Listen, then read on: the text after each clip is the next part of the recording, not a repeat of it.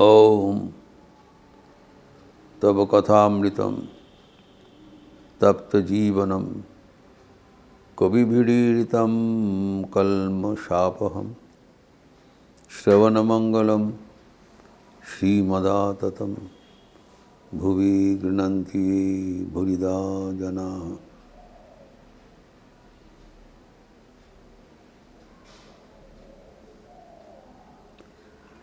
संन्यास जीवन के बारे में चर्चा हो रहा था। समाधि, षट संपत्ति, भक्ति लाभ की प्राप्ति के लिए, ज्ञान लाभ के लिए भी एक मूल्यवान साधन है। उसमें थे शम दम के उपरांत उपरति का बात चल रहा है। तो उपरति का एक अर्थ है विषय चिंतन नहीं करना, एवं दूसरा अर्थ है अनुष्ठानिक संन्यास ग्रहण।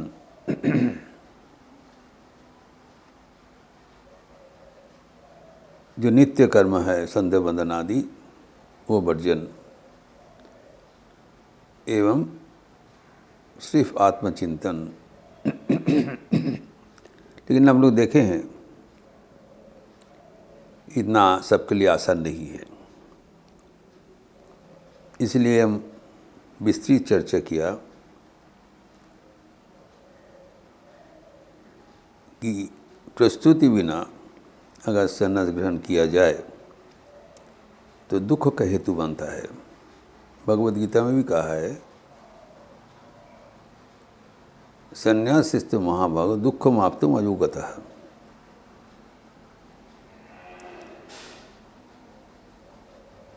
जो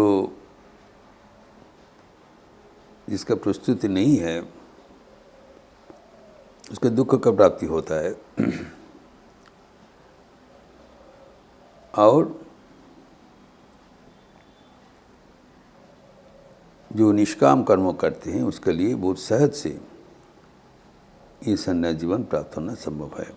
तो इसलिए समाधान दिया है जो हम चर्चा किए हैं भगवद गीता के 6ठ अध्याय के तृतीय श्लोक में 6.3, आरूढ़ मुने योगम कर्म कारणम उच्यते योगारूढ़ सतस्यैव शम कारणम उच्यते। जो नॉविस है, जो इस साधन में शुरुआत किए हैं, जो योग सोपान में चढ़ने के इच्छुक है, चढ़ते हैं, चढ़ने वाला, उनको लिए निष्काम कर्मयोगी प्रशस्त है। लेकिन योगारूढ़ से जब वो प्रतिष्ठित हो गया तब उनके लिए कर्मत्याग विशिष्ट है। तो इस परिप्रेक्षित में हम देखते हैं कि स्वामी विवेकानंद के एक महत्वपूर्ण संयोजन है संन्यास जीवन के एक नया दिशा निर्देश देने के लिए। अगर हम ध्यान से सोचें तो हम देखेंगे this is the greatest contribution of Swami Vivekananda towards giving a very positive direction to the monastic orders of our society. इतना हम सोचते हैं उतना हम विस्मित हो जाते हैं कि स्वामी विवेकानंद के कितने महान योगदान था सन्यासियों के लिए एक नया दिशा निर्देश प्रदान करना। और ये भी स्वामी विवेकानंद के जीवन में एक आश्चर्य उपाय से उपलब्ध हुआ था। श्री रामकृष्ण के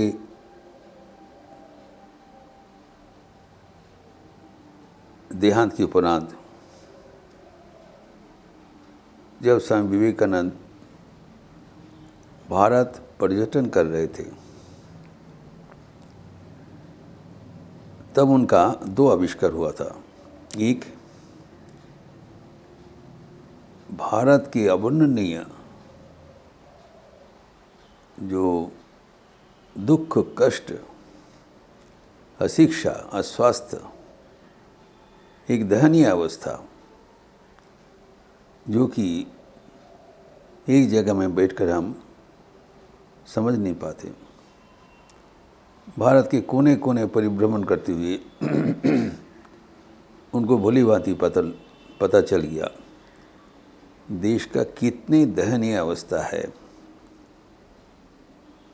ये एक आविष्कार। दूसरा, पॉजिटिव साइड,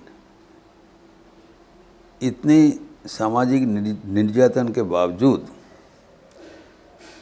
देश की आध्यात्मिक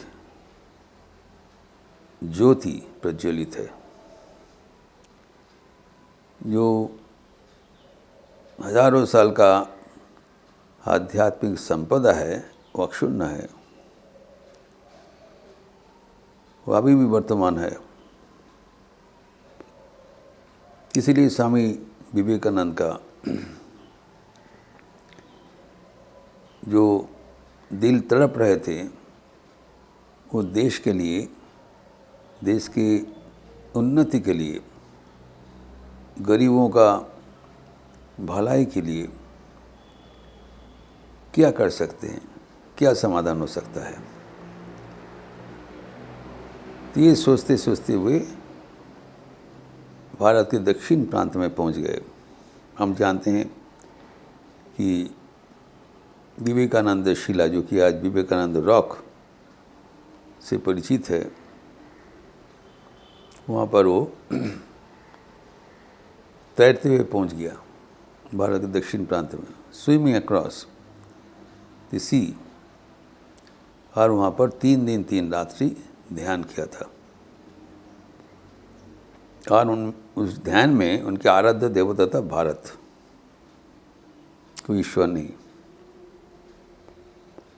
और वहाँ पर उनका एक फ्लैश आया था, एक समाधान का झलक उनके मन में प्रतिभात हुआ था। He said, I hit upon a plan. उन्होंने देखा कि भारत में इतने दयनीय अवस्था होते हुए भी त्याग के प्रति सम्मान, श्रद्धा एवं आकर्षण अव्याहत है।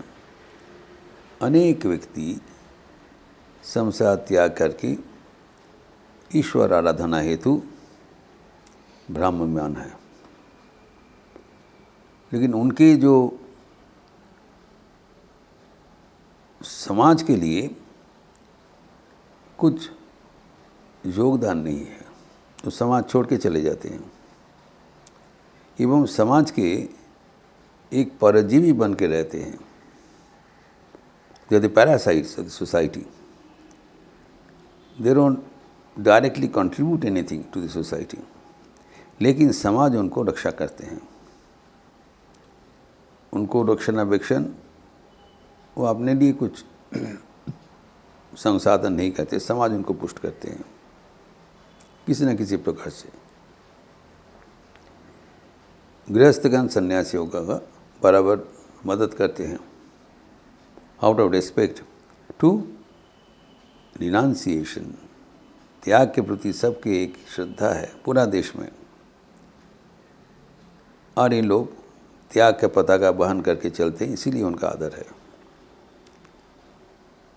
तो स्वामी जी का जो प्लान था, जी इनकी जो सन्यासियों का जो जीवन है, इसके साथ समाज के हित का संयुक्ति कर देना चाहिए। This is the greatest contribution. तो आप त्याग के साथ सेवा का भाव युक्त कर दिया। उन्होंने देखा कि इनकी जो कर्म शक्ति है वो अर्थहीन हो जा रहा है, कोई काम में नहीं लग रहा है, जबकि इस अवस्था में उनको कर्म करना ही साधन है, कर्म छोड़ना नहीं। अपने लिए तो कुछ कर्म का जरूरत नहीं होता है, ना वो कुछ चाहते हैं ये लोग कर परलोक में आदर्श रूप से ना अपने कुछ अलग प्रयोजन है, लेकिन औरों के लिए वो कर्म कर सकते हैं। और उसी को संन्यास धर्म के साथ जोड़ दिया।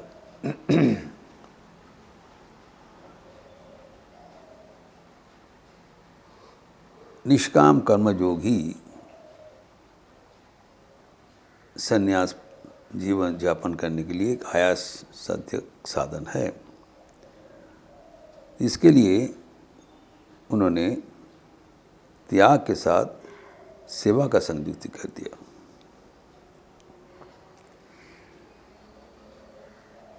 बिना त्याग सेवा नहीं हो सकता है। कर्म तभी सेवा में रूपांतरित होगा जब वहाँ से स्वार्थ बुद्धि हट जाएगा। स्वार्थ त्याग, निस्वार्थ कर्म ही सेवा है। Selfless work is service. और सेवा बिना त्याग उस समाज के लिए कोई काम में नहीं लगता है। It becomes ineffective. Without service, renunciation is not having any benefactory aspect for the society. तो त्याग और सेवा को एक दूसरे का संगपूरक कर दिया, कॉम्प्लीमेंट्री टू ईच अदर, और यही राष्ट्रीय आदर्श बना दिया। स्वामी विवेकानंद ने घोषणा किया, त्याग और सेवा ही राष्ट्रीय आदर्श है। The national ideal of India is renunciation and service.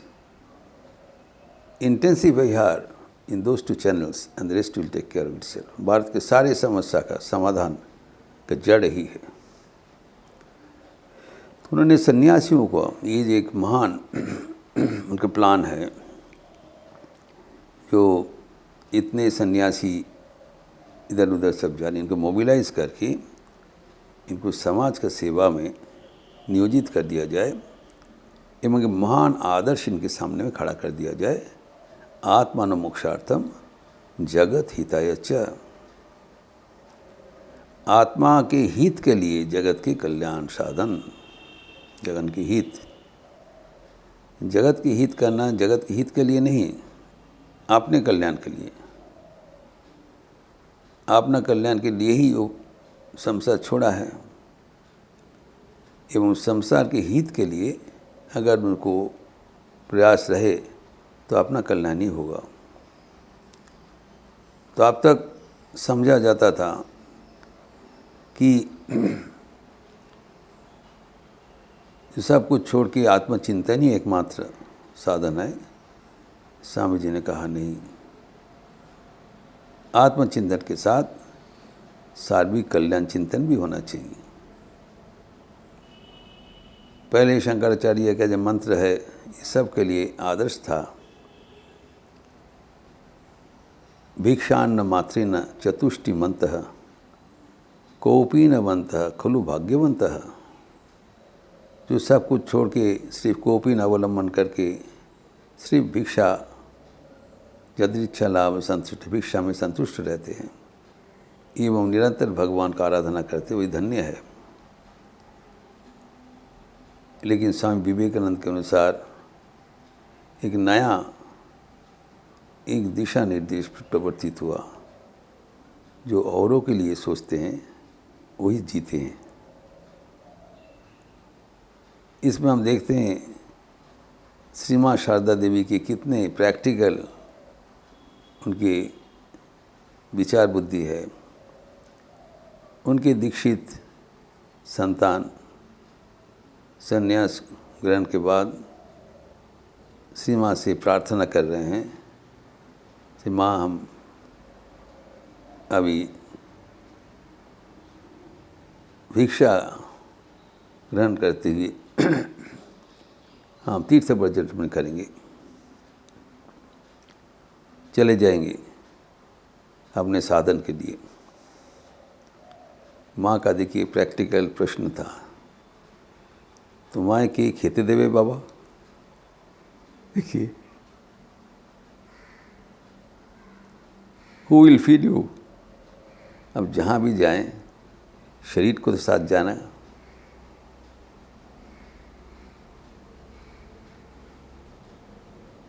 तो ये जो शरीर है, जो इसकी जो स्वास्थ्य है ये जरूरी है।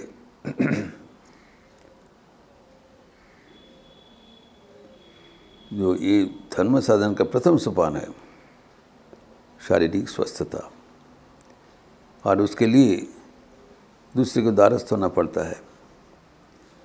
माँ का सलाह है, तुम लोग समाज के लिए सेवा कर रहे हो, इसीलिए तुम्हें पूरा भरपाई समाज से मिल जा रहा है।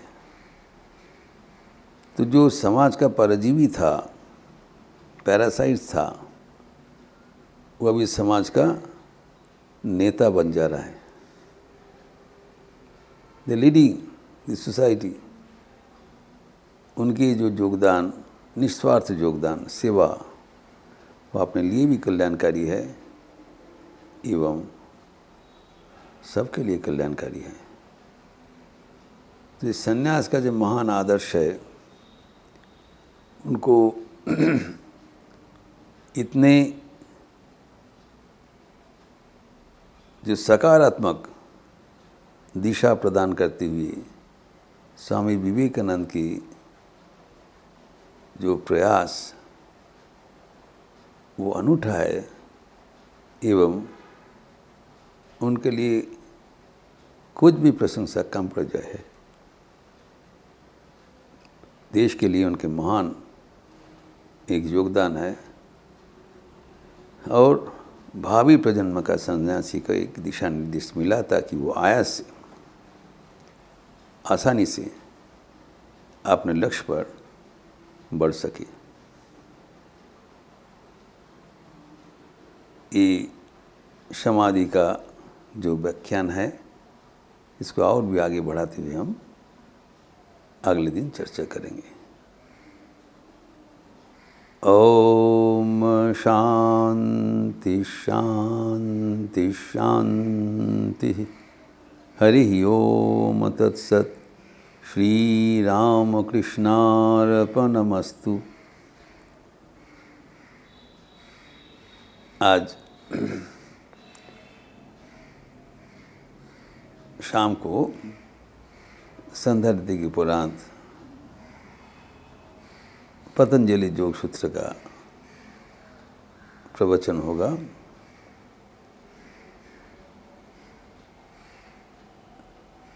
और कल श्री श्री कोजागरी लक्ष्मी पूजा,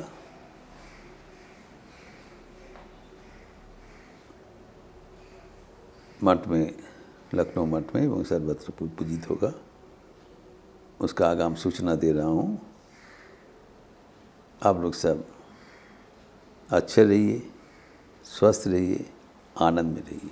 नमस्कार।